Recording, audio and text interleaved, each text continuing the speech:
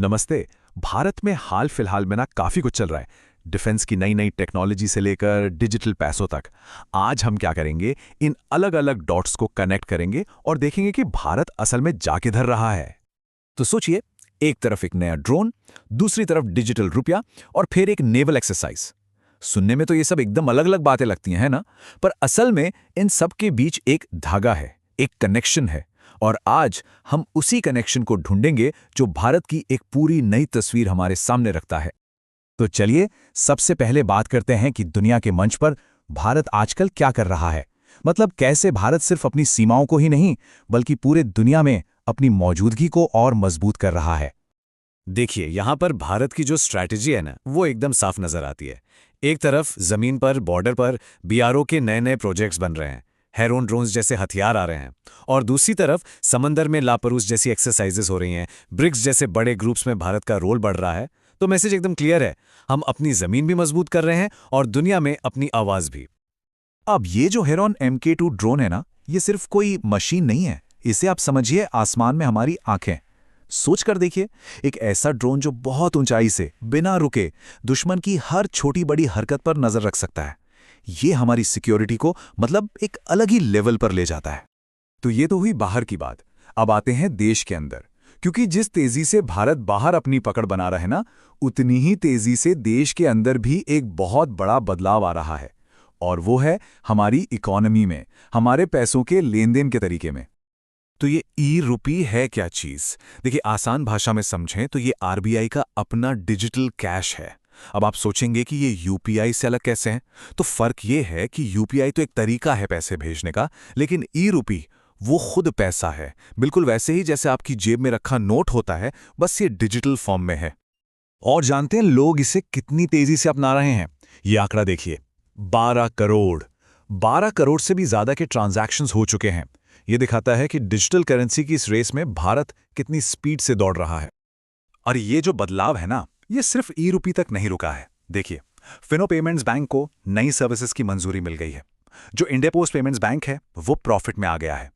इसका मतलब साफ है, मॉडर्न बैंकिंग अब देश के हर कोने तक पहुंच रही है और असर दिखा रही है। तो ठीक है, इकोनॉमी मजबूत हो रही है, लेकिन भारत सिर्फ आज की नहीं सोच रहा, भविष्य की टेक्नोलॉजी पर भी बहुत बड़ा दांव लगाया जा रहा है।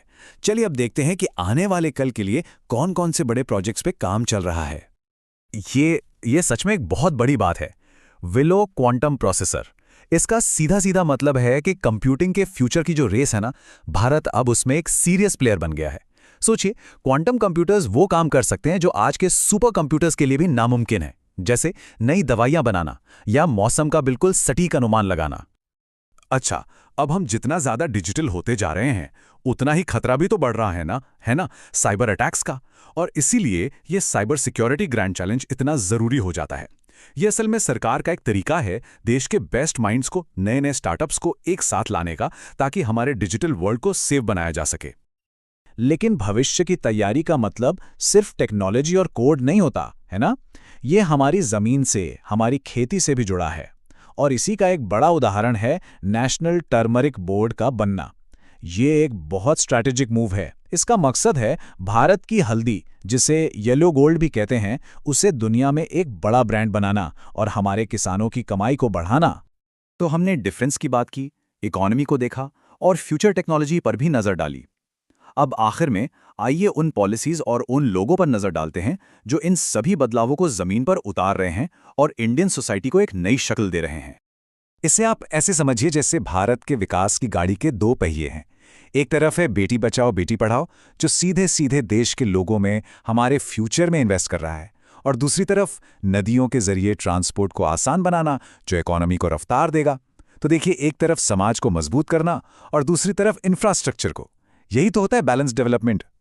ये जो आप नाम देख रहे हैं, ये सिर्फ अपॉइंटमेंट्स नहीं हैं। ये वो लोग हैं जो देश के सबसे जरूरी पिलर्स को शेप देंगे।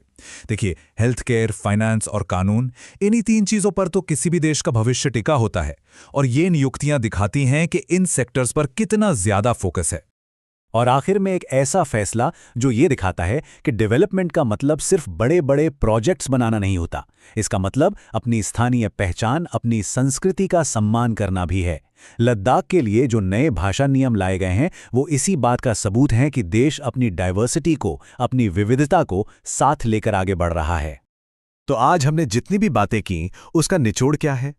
निचोड़ यही है, चाहे समंदर में नेवी की एक्सरसाइज हो या हमारे फोन पर एक डिजिटल पेमेंट, हर जगह एक ही पैटर्न दिख रहा है और वो है स्ट्रेटेजिक मॉडर्नाइजेशन का। भारत हर फ्रंट पर बहुत सोच समझकर भविष्य के लिए खुद को तैयार कर रहा है।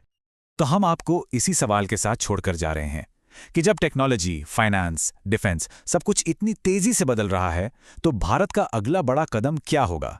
ये एक ऐसी कहानी है जो अभी लिखी जा रही है और इस पर हम सबकी नजर बनी रहनी चाहिए।